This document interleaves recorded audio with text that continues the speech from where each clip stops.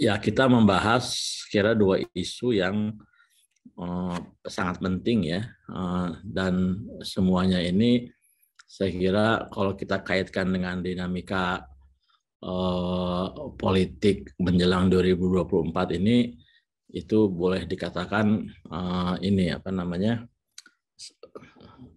apa istilahnya tuh, stinky lah gitu ya, apa berbau busuk begitu ya kan. Terutama yang terkait dengan ekspor pasir laut ini.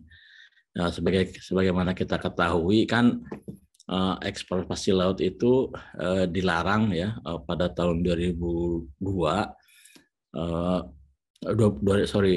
ya 2002 ya, Kepres nomor 33/2002 itu. Ketika itu kebetulan saya juga masih bekerja sebagai staf khusus dari Menteri Kelautan dan Perikanan. Nah, jadi saya agak sedikit mengetahui lah tentang latar belakang pelarangan tersebut ya. Sebentar, Pak. Ya. Oh, jadi Pak Halo. waktu itu sebagai staf ahli Halo. apa ya, Pak ya, tahun 2002 itu, Pak. Oke. Ya. Oke. Halo. Ya, silakan lanjut, Pak. Ya, sorry ya. Jadi saya masih di sana dan sedikit banyak mengetahui latar belakang pelarangan tersebut. Dan salah satu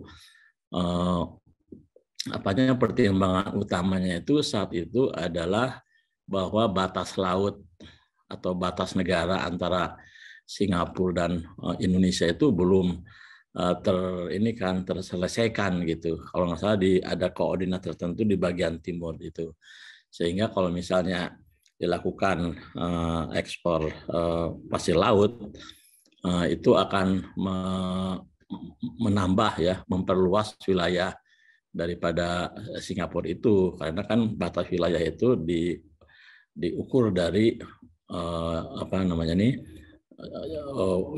koordinat terluar negara tersebut gitu kan.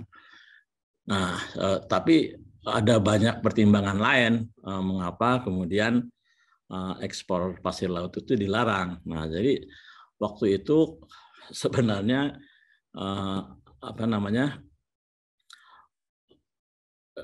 dibentuk ya kan, ada tim TP4 gitu ya, tim pengelolaan pengendalian ekspor pasir laut kalau salah itu.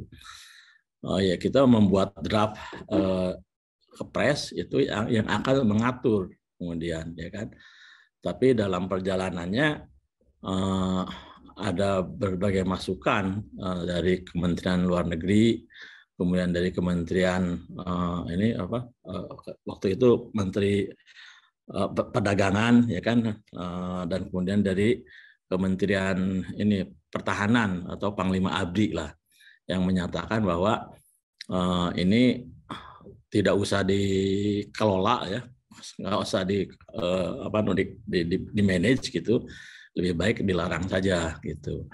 Nah, akhirnya kemudian kan diputuskan dilarang, dan itu sampai sekarang gitu kan, sampai tahun 2023 ini. Nah, di dalam periode tersebut sebenarnya sudah ada usaha-usaha untuk membuka ekspor pasir laut itu ya. Dan yang menarik itu, yang saya ikuti itu keinginan atau ya adanya aspirasi untuk membuka ekspor pasir laut itu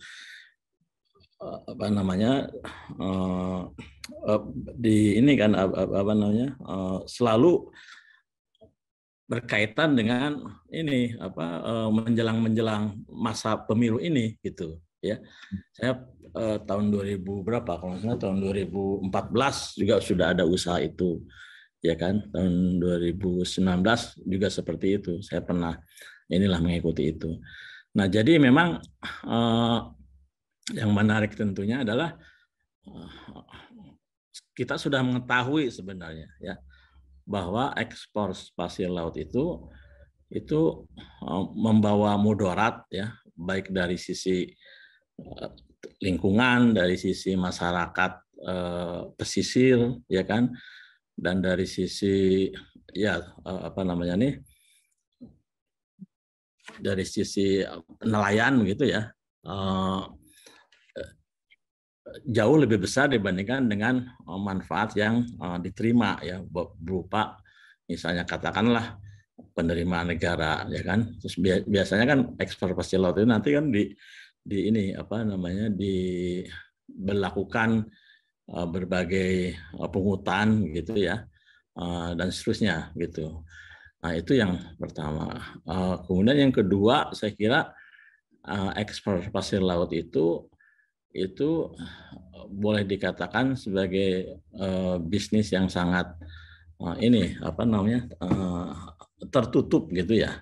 Misalnya proses bagaimana seseorang atau sebuah perusahaan itu bisa mendapatkan izin untuk mendapatkan izin mengekspor pasir laut tersebut, itu sangat tidak transparan gitu, sehingga kemudian yang terjadi itu adalah bisnis ini dikuasai oleh orang-orang tertentu gitu ya kan. Nah dan yang ketiga saya kira ekspor pasir laut itu sendiri itu membawa konflik ya, konflik antara masyarakat dengan para eksportirnya, kemudian nanti akan ada ini apa namanya nih intervensi dari aparat keamanan seperti itu ya. Dan yang keempat itu sebenarnya kalau dilakukan ekspor pasir laut itu pengendaliannya itu ya untuk yang sifatnya legal dan ilegal itu sangat susah gitu.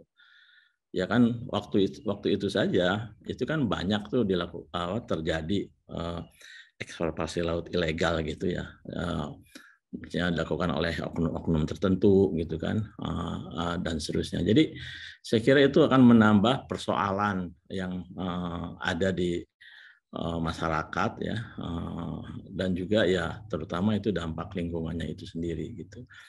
Nah sekarang ini dibuka. Nah, itu memang ada kajiannya ilmiahnya tersebut gitu kan, seolah-olah itu dalam rangka untuk mengurangi sedimentasi yang terjadi gitu kan. Nah tapi menurut saya itu suatu kajian yang dibuat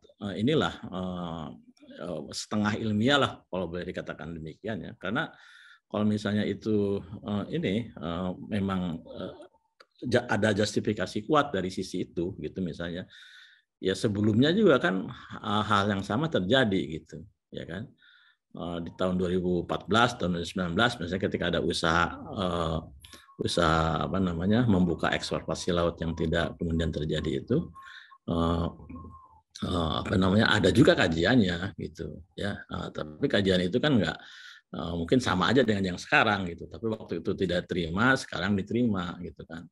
Jadi memang bukan karena itu jadi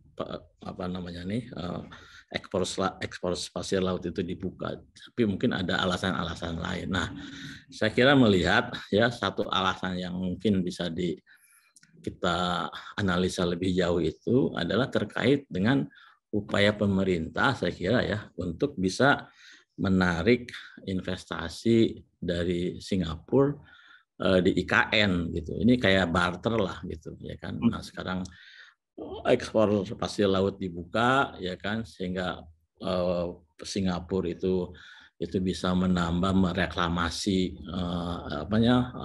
lahannya ya kan, memperluas wilayahnya, tapi memang tidak mempengaruhi batas wilayah dengan Indonesia ya kan. Jadi ada pembangunan di sana juga mungkin untuk perumahan, untuk macam-macam keperluan gitu ya.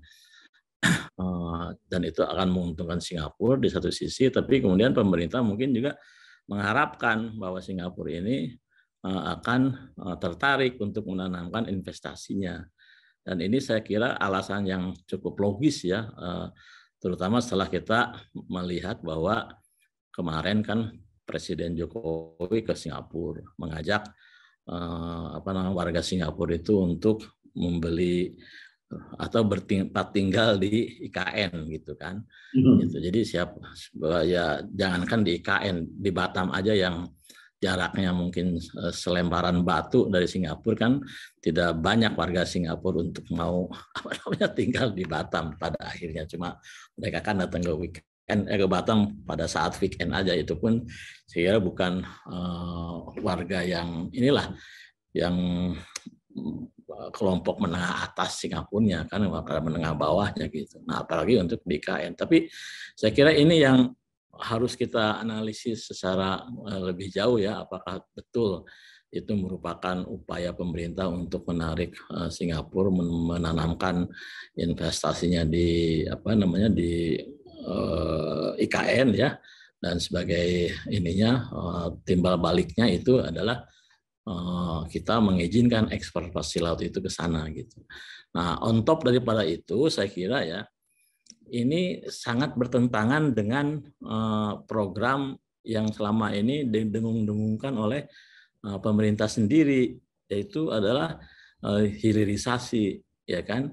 Salah satu kritik yang sering dilontarkan oleh pemerintah sekarang ini kan, seolah-olah kita ini hanya menjual tanah, hutan, dan sumber daya alam yang tidak memiliki nilai tambah lah, kira-kira seperti itu gitu kan ya, sehingga kemudian perlu dilakukan hilirisasi. Nah, eksploitasi laut ini itu merupakan bukti yang sangat yang sangat telanjang, di mana kita itu mengekspor bahan mentah ya kan, sumber daya alam yang tidak memiliki nilai tambah, cuma digali mungkin kan, disedot begitu, kemudian dikirim ke Singapura gitu kan. Mengapa misalnya kemudian kita tidak berusaha memanfaatkannya itu di dalam negeri ya, memang untuk keperluan reklamasi ataupun apapun juga lah, kalau misalnya memang alasannya itu adalah sedimentasi itu gitu. Jadi saya kira memang ini semuanya ini pada akhirnya itu merupakan kebijakan yang sangat